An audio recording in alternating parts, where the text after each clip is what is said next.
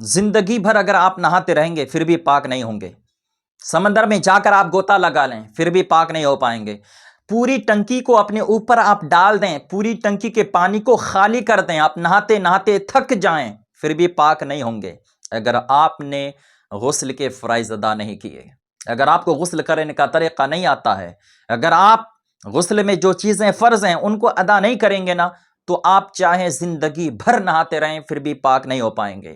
اب انسان پاک ہی نہیں ہوگا تو نماز کہاں سے ہوگی، اور اللہ تبارک و تعالیٰ کی جو دیگر عبادات ہوں گی وہ کہاں سے قبول ہوں گی؟ تو ہمیں غسل کرنے کا طریقہ آنا چاہیے۔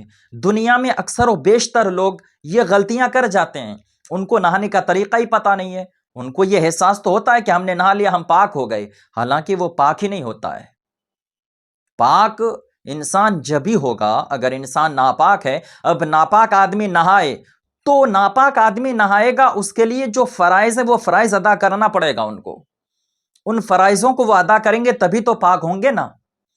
اب آپ کو ایسا لگتا ہے ہم تو روز ہی نہاتے ہیں، ڈیلی نہاتے ہیں، آپ نہاتے تو ہیں، آپ غسل تو کرتے ہیں، لیکن آپ غسل کے فرائض ادا نہیں کر رہے ہیں۔ اگر آپ غسل کے فرائض ادا نہیں کر رہے ہیں تو آپ پاک ہی نہیں ہو رہے ہیں، اور جب پاک ہی نہیں ہوں گے، آپ وضو بنائیں گے، نماز پڑھیں گے، تو نماز کہاں سے قبول ہوگی؟ نماز کہاں سے آپ کی ہوگی؟ نماز ادائی نہیں ہوگی نا، کیونکہ آپ پاک ہی نہیں ہوئے۔ آپ ناپاک تھے، آپ نے نہا لیا، اور آپ کو نہانے کا طریقہ ہی نہیں معلوم ہے، آپ کو یہی نہیں معلوم ہے کہ غسل میں کتنے فرض ہوتے ہیں، تو ان چیزوں کو سیکھنا ضروری ہے۔ آپ کسی سے بھی پوچھ لیں، اگر وہ مسائل سے اور دین کے مسائل سے واقف نہیں ہیں تو ان سے پوچھیں گے نا تو ان کو پتہ ہی نہیں ہے۔ اکثر و بیشتر لوگوں کو ہم نے دیکھا ہے، اگر ہم نے کسی سے پوچھ لیا غسل میں کتنے فرض ہوتے ہیں، ان کو پتہ ہی نہیں ہے۔ ہم نہاتے تو ہیں، ان کو پوچھ لیا جائے وضو میں کتنے فرائض ہوتے ہیں، ان کو معلوم ہی نہیں ہے وضو میں کتنے فرائض ہوتے ہیں، غسل میں کتنے فرائض ہوتے ہیں۔ ہاں، اسی نوجوان سے اگر پوچھ لیا جائے کہ کرکٹ ٹیم میں کتنے لوگ ہوتے ہیں، وہ فوراً بتا دیں گے 11 لوگ ہوتے ہیں۔ کوئی آؤ ایکٹر کے بارے میں پوچھ لیجئے، وہ بتا دے گا کہ وہ فلاں ایکٹر ایسا ایسا ہے، ان کی حالات زندگی وہ بتا دے گا، ان کی پوری ہسٹری کو بتا دے گا۔ لیکن اگر اسی نوجوان سے وضو کے بارے میں پوچھ لیا جائے، غسل کے بارے میں پوچھ لیا جائے، نماز میں کتنے فرائض ہوتے ہیں ان کے بارے میں پوچھ لیا جائے، نماز کے واجبات کے بارے میں پوچھ لیا جائے، ان کو پتہ ہی نہیں ہے کہ نماز کیسے ادا کی جاتی ہے، نماز میں کتنے فرائض ہوتے ہیں، غسل میں کتنے فرض ہوتے ہیں، وضو میں کتنے فرائض ہوتے ہیں۔ تو ان چیزوں کو آپ کو پتہ کرنا ضروری ہے، ان مسائل سے واقف ہونا ضروری ہے۔ اب ان مسائل سے واقف کیسے ہوں گے؟ جب آپ کسی علماء کے پاس بیٹھیں گے، جب کسی علماء کی صحبت میں جا کر بیٹھیں گے، ان سے یہ چیزیں سیکھیں گے، سیکھنے کی کوشش کیجئے۔ کسی علماء کے پاس بیٹھ کر دین کی باتیں سیکھنے کی کوشش کریں گے، اللہ اس کا اجر بھی عطا فرمائے گا، اور آپ کو ان مسائل سے وہ علماء واقف بھی کر دیں گے۔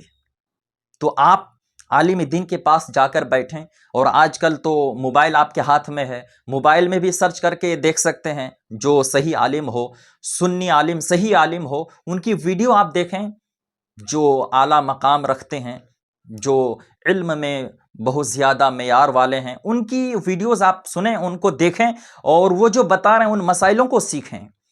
آج کل لوگ موبائل سے بہت سارے مسائل حل کر لیتے ہیں۔ ہاں، جن کی باتوں میں آپ کو شک ہو تو آپ پوچھ لیا کریں، ہے نا، اور کیونکہ موبائل کی ہر بات صحیح بھی نہیں ہوتی ہے، گوگل کی ہر بات صحیح نہیں ہوتی ہے، تو اس لیے اگر آپ کو شک ہو تو پہلے پوچھ لیا کریں۔ اور موبائل سے آپ سیکھ سکتے ہیں غسل کرنے کا طریقہ کیا ہے، وضو کا طریقہ کیا ہے، نماز کا طریقہ کیا ہے، نماز میں کتنے فرائض ہوتے ہیں، یہ ساری چیزیں آپ سرچ کر کے سیکھ سکتے ہیں، بشرط کہ محنت آپ کو کرنی پڑے گی نا۔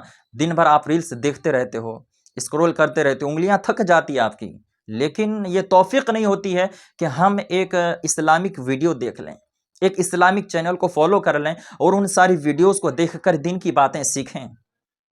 ان چیزوں کو سیکھنے کی کوشش کیجئے یار۔ اب میں اپنا چینل چلا رہا ہوں، آپ کو یہ چینل سبسکرائب کرنا چاہیے۔ میں یہ جو باتیں بتا رہا ہوں نا، قرآن و حدیث کے مطابق بتا رہا ہوں، جو باتیں ملیں گی آپ کو یہاں قرآن و حدیث کے مطابق باتیں ملیں گی، اور میری آپ سے گزارش ہے ان ویڈیوز کو آپ شیئر کیا کریں، کیونکہ میں اتنے لوگوں تک تنہا پہنچ نہیں پاؤں گا، آپ کی مدد ہی سے یہ ویڈیوز ان تک پہنچے گی، اور ان کو ہیلپ ملے گی، ان کو مدد ملے گی۔ تو میری آپ سے گزارش ہے آپ میری جو ویڈیوز دیکھ رہے ہیں ان کو شیئر بھی کیا کریں، چینل کو سبسکرائب بھی کر لیا کریں، یہاں سے آپ کو بہت ساری باتیں سیکھنے کو ملیں گی۔ تو میں آج جو آپ کو بتانے جا رہا ہوں نا، میری آپ سے یہی گزارش ہے، غسل کرنے کا طریقہ سیکھ لیں، یہ ضروری چیز ہے نا یار۔ آپ پاک ہی نہیں ہوگے تو نماز کہاں سے پڑھ پاؤ گے، نماز کہاں سے ہوگی، روزے عبادات صوم و صلات آپ جب کریں گے تو یہ سب چیزیں کیسے ادا ہو پائے گی؟ آپ کہہ رہے ہیں کہ میں یار نماز پڑھ رہا ہوں فائدہ نہیں ہو رہا ہے، نماز پڑھ رہا ہوں دعا قبول نہیں ہو رہی ہے، روزہ رکھ رہا ہوں مگر میری دعا قبول نہیں ہو رہی ہے۔ دعا ہوگی قبول کیسے یار؟ پہلے اپنے آپ کو پاک کرو، اپنے آپ کو پاکی حاصل کرنے کا طریقہ سیکھو اور یہ کوشش کرو۔ تو آئیے غسل کرنے کا طریقہ کیا ہے، شارٹ میں بتا دیتا ہوں۔ غسل کرنے کا طریقہ یہ ہے کہ جب آپ غسل خانے میں جائیں، غسل خانے میں جانے کے بعد اپنے دونوں ہاتھوں کو، پہلے غسل کی آپ نیت کر لیں، غسل کی نیت کرنے کے بعد اپنے دونوں ہاتھوں کو گھٹنوں تک، ٹھیک ہے، کلائی تک دھو ڈالیں۔ 3 بار آپ نے دونوں ہاتھوں کو دھو لیا، پھر استنجا کی جگہ کو دھو لیں۔ استنجا کی جگہ کو دھونے کے بعد پھر اگر آپ کے بدن پر نجاست حقیقیہ یعنی پیشاب پاخانہ وغیرہ ہو تو اسے دور کر دیں، پھر نماز جیسا وضو کریں۔ ہاں پاؤں نہ دھوئیں، ہاں اگر آپ اونچی جگہ پتھر پر یا چوکی پر کسی چیز پر اگر آپ ہیں تو پاؤں بھی دھو ڈالیں۔ اگر آپ ایسی جگہ نہ رہیں جہاں آپ کے پیر ڈوب رہے ہیں تو پھر آپ پاؤں نہ دھوئیں۔ آپ نے وضو کر لیا، وضو کرنے کے بعد اپنے دونوں ہاتھوں پر پانی لے کر تیل کی طرح بدن پر چپڑے، اس کے بعد سیدھے کندھے پر پانی بہائیں۔ سب سے پہلے سیدھے شولڈر پر پانی بہائیں، پھر الٹے کندھے پر پانی بہائیں، پھر سر پر اور تمام بدن پر پانی بہا دیں، ٹھیک ہے۔ ہر حصے پر پانی کا بہہ جانا ضروری ہے۔ اگر آپ کا ایک بال بھی سوکھا رہ جائے گا تو غسل نہیں ہوگا۔ ایک بال کے برابر بھی آپ کا بدن کا حصہ کوئی سوکھا رہ جائے تو آپ کا غسل ہی نہیں ہوگا۔ تو آپ کو ان چیزوں کا دھیان رکھنا ہے، ٹھیک ہے۔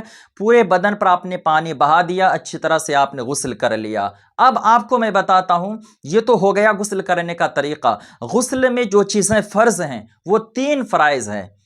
سب سے جو پہلا فرض ہے کلی کرنا، اچھی طرح سے آپ غرارہ کے ساتھ کلی کریں۔ اگر آپ روزے سے ہیں تو پھر غرارہ نہ کریں، سیدھے نارمل کلی کر لیا کریں۔